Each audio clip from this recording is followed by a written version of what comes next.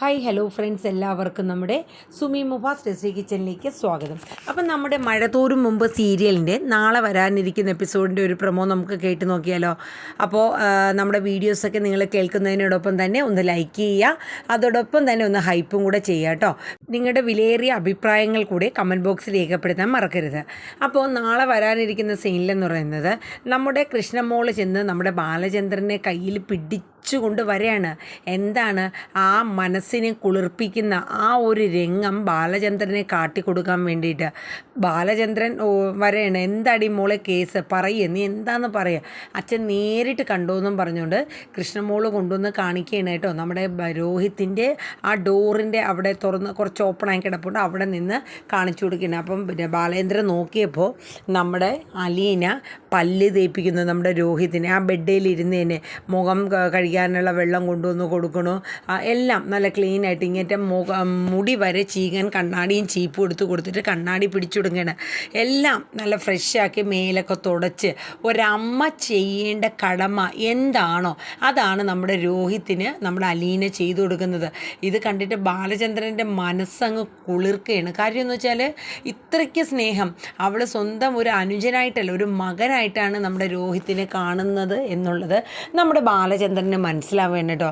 ബാലചന്ദ്രൻ്റെ കണ്ണുകളൊക്കെ അങ്ങ് നിറഞ്ഞൊഴുകയാണ്. നമ്മുടെ കൃഷ്ണമോളാണെങ്കിലോ അലീന ചേച്ചിയുടെ ആ ഒരു വാത്സല്യവും സ്നേഹവും എന്ന് വെച്ചാൽ ഇത്രയും ക്രൂരത കാട്ടിയിട്ട് കൂടിയും സ്വന്തം മകനെപ്പോലെ അല്ലെങ്കിൽ സ്വന്തം അനുജനെ പോലെ രോഹിത്തിനെ കാണാനുള്ളൊരു മനസ്സ് അലീനയ്ക്ക് മാത്രമേ ഉള്ളൂ. അങ്ങനെ അലീനയുടെ ആ പ്രവൃത്തികളൊക്കെ അവർ കണ്ടുകൊണ്ട് നിൽക്കുകയാണ് കേട്ടോ.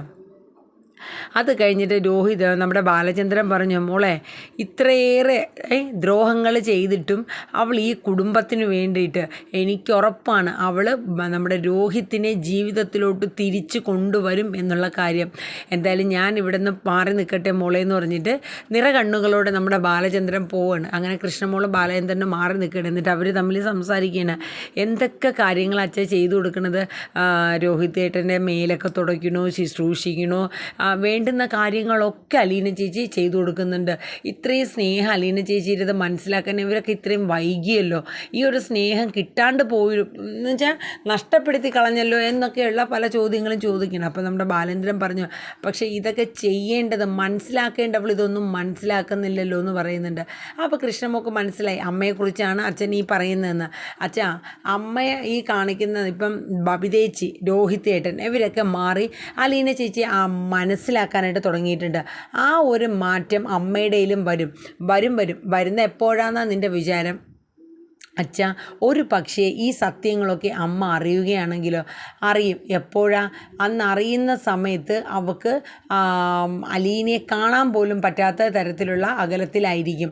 ഒന്ന് മകളെ കാണാനോ സ്നേഹിക്കാനോ അല്ലെങ്കിൽ ഒരു മാപ്പ് പോലും പറയാൻ ഒരു അവസരം കിട്ടാതെ വരും. അന്നേരമേ അവൾ അറിയുള്ളൂ ഈ സത്യങ്ങളൊക്കെ. ഒരു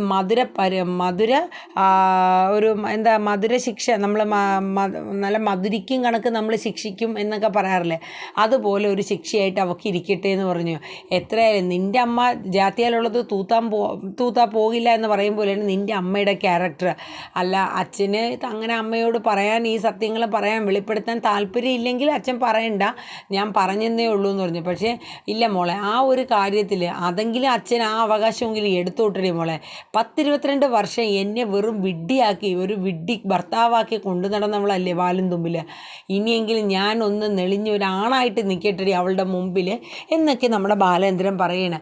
അപ്പോൾ അതിൻ്റെ ഫീലിങ്സ് എത്രത്തോളം ഉണ്ടെന്ന് കൃഷ്ണമോക്ക് മനസ്സിലാവുന്നുണ്ട്. കാരണം അച്ഛൻ്റെ മനസ്സിനെ ഈ ഒരു കാര്യം എത്രത്തോളം വേദനിപ്പിച്ചു എന്നുള്ളതാണ് കൃഷ്ണമോക്ക് അതിൽ നിന്ന് മനസ്സിലായത്. പക്ഷേ ബാലചന്ദ്രൻ ഇപ്പോൾ അതൊന്നും അല്ല ചിന്തിക്കുന്നത്. തൻ്റെ മക്കളുടെ സുരക്ഷിതത്വം, ഒരു ഉറപ്പ്, അതായത് ഇപ്പം കൃഷ്ണമോളുടെ ജീവിതം, അതുപോലെ നമ്മുടെ ബബിതയുടെ ജീവിതം, അതുപോലെ ഇപ്പോൾ രോഹിത്തിൻ്റെ എല്ലാം ഒന്നേ നിന്ന് കെട്ടിപ്പടുക്കേണ്ടതായിട്ടുണ്ട് എന്നുള്ളതാണ്. കെട്ടിപ്പടുത്തുകൊണ്ടിരിക്കുകയാണ്. അതാണ് ബാലചന്ദ്രൻ്റെ മനസ്സിൽ. തൻ്റെ മക്കളുടെ ഭാവിയെങ്കിലും സുരക്ഷിതമാക്കണം എന്നുള്ളതാണ് ബാലചന്ദ്രൻ്റെ മനസ്സിലെ ചിന്ത. അങ്ങനെ കൃഷ്ണമോൾ അവിടെ നിന്ന് സംസാരിച്ചിട്ട് താഴോട്ട് ചെല്ലുമ്പോൾ ബബിത അവിടെ നിൽക്കുകയാണ്. ബബിത ചോദിക്കും, അലീന ചേച്ചി എന്തെന്ന് ചോദിക്കും. അലീന ചേച്ചി അടുക്കളയിൽ കാണും, അല്ലെങ്കിൽ രോഹിത്തേട്ടൻ്റെ റൂമിൽ കാണുമെന്ന് പറഞ്ഞു.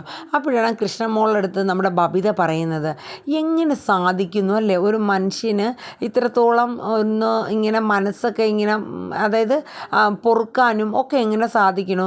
ആരെ കാര്യം ബബിത ചേച്ചി പറയണത്? അല്ല, അലീന ചേച്ചിയുടെ കാര്യം തന്നെ. എന്തോരം ദ്രോഹങ്ങളാണ് ചെയ്തത്. ഇപ്പോൾ രോഹിത് ഏട്ടനാണെങ്കിലും അലീനയോട് ഇങ്ങറ്റം റേപ്പ് ചെയ്യാൻ വരെ ശ്രമിച്ചതാണ്.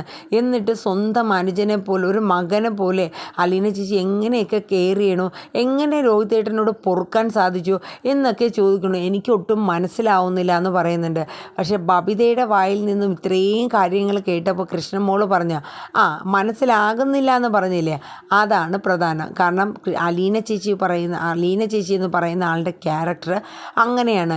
ഇങ്ങേറ്റ ആ ശരണ്യയുടെ വീട്ടിൽ പോയപ്പോൾ ആ മണ്ണെണ്ണ ഒഴിച്ച് കത്തിക്കാൻ പോയി.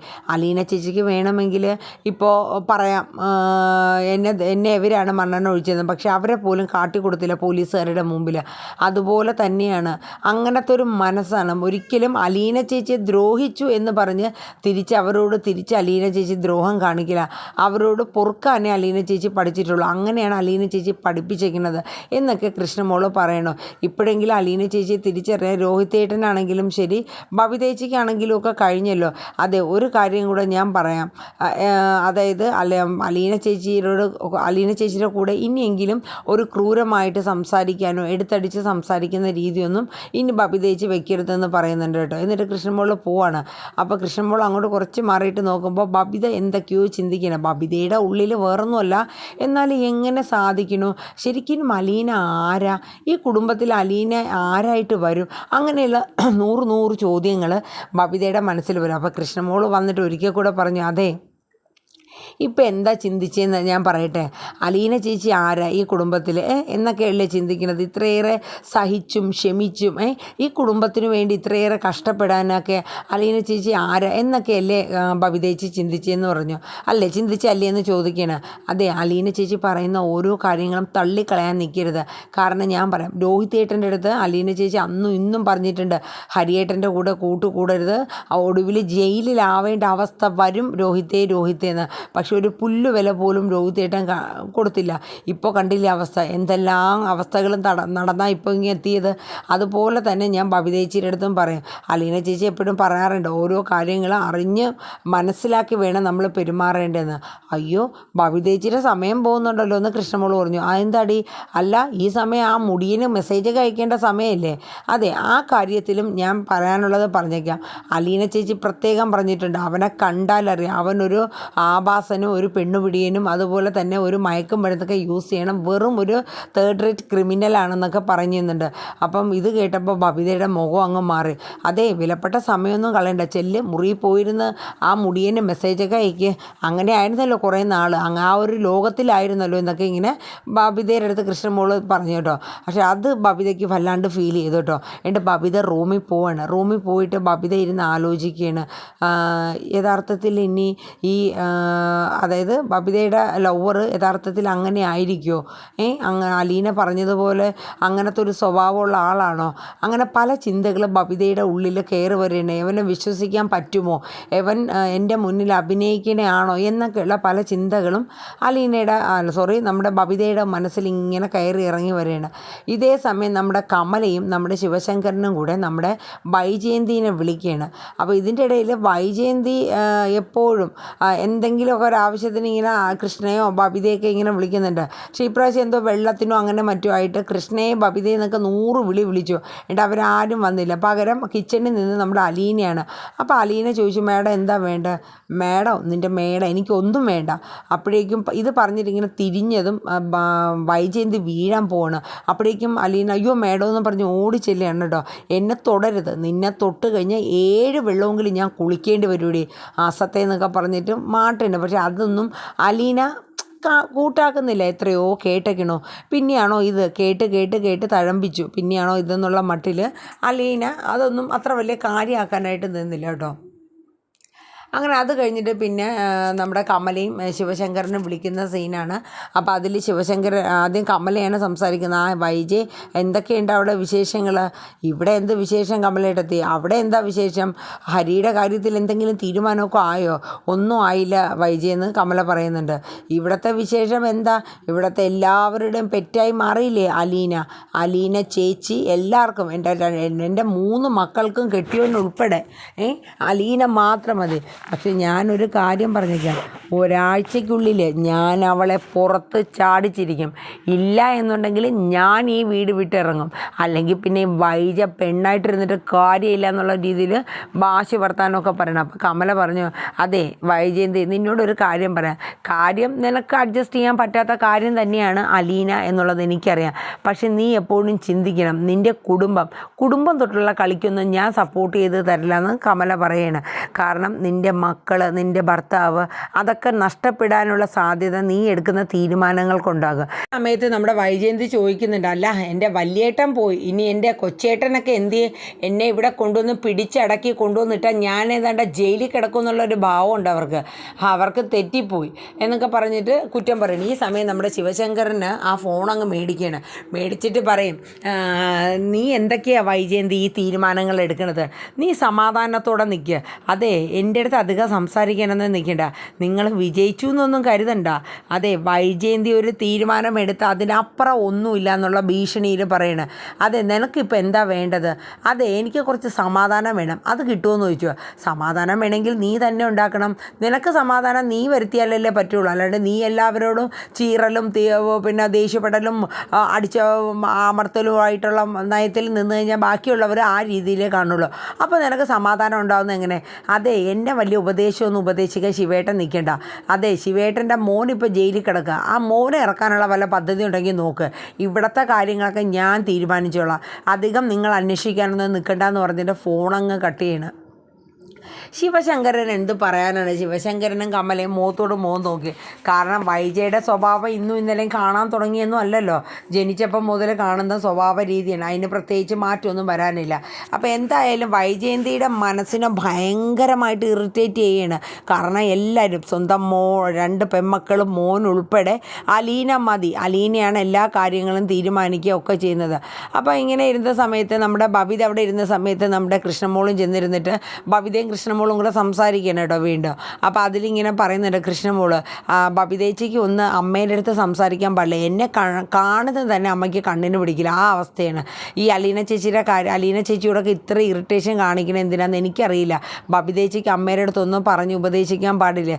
നമുക്ക് വേണ്ടിയിട്ട്, നമ്മുടെ കുടുംബത്തിന് വേണ്ടിയിട്ട്, നമ്മൾ ഓരോരുത്തർക്കും വേണ്ടിയിട്ട് ഈ വീട്ടിലൊരു വേലക്കാരി ചെയ്യുന്നതിനെക്കാട്ടിലും കൂടുതൽ അലീന ചേച്ചി ഇവിടെ കിടന്ന് പാടുപെടുന്നുണ്ട്. നമ്മുടെ അമ്മയുടെ ആട്ടും തുപ്പും എന്തോരം സഹിച്ചേക്കണം. വന്നത് മുതൽ ഈ നിമിഷം വരെ എന്തോരം ആട്ടും തുപ്പുക കേട്ടേക്കണത്. എന്നിട്ടും സഹിച്ചും ക്ഷമിച്ചും നമുക്ക് വേണ്ടിയിട്ട്. പക്ഷെ അതൊക്കെ പറയുമ്പോൾ ബബിതയ്ക്ക് നന്നായിട്ട് അങ്ങോട്ട് ഫീൽ ചെയ്യുന്നുണ്ട് കേട്ടോ. ശരിക്കും പറഞ്ഞാൽ അമ്മ അലീന ചേച്ചിയോട് കാണിക്കുന്നതൊക്കെ ശരിക്കും ഒരു ക്രൂരതയാണ് എന്നിങ്ങനെ ബബിതയ്ക്കും തോന്നുന്നുണ്ട് കേട്ടോ. എന്നിട്ട് കൃഷ്ണമോള് പറയുന്നുണ്ട്, നമ്മുടെ രോഹിതേട്ടനെ ജീവിതത്തിലേക്ക് നമുക്ക് ഒരാൾക്ക് പോലും തിരിച്ച് കൊണ്ടുവരാൻ ഇങ്ങനെ സാധിക്കില്ലായിരുന്നു. ഇന്നിപ്പോൾ അലീന ചേച്ചി ഉള്ളത് കൊണ്ട് മാത്രമാണ് രോഹിതേട്ടൻ വീട്ടിലിരിക്കുന്നതും ഈ ഒരു അവസ്ഥയൊക്കെ തരണം ചെയ്ത് മുന്നോട്ട് ജീവിതത്തിലോട്ട് പൊയ്ക്കൊണ്ടിരിക്കുന്നതെന്നൊക്കെ കൃഷ്ണമോള് പറയുന്നുണ്ട്. ഇതൊക്കെ അമ്മയെ പറഞ്ഞ് മനസ്സിലാക്കാൻ ശ്രമിച്ച് നമ്മളെ ചാടിക്കടിക്കാൻ തിന്നും. പക്ഷേ ബബിതേച്ചി ഒന്ന് പറഞ്ഞു കഴിഞ്ഞാൽ അത് ചിലപ്പോൾ ഉൾക്കൊണ്ടെന്ന് വരും. കാരണം ബബിതേച്ചി ഇത്രയും നാളും ഒരു എതിർത്ത് നിന്ന ആളല്ലേ.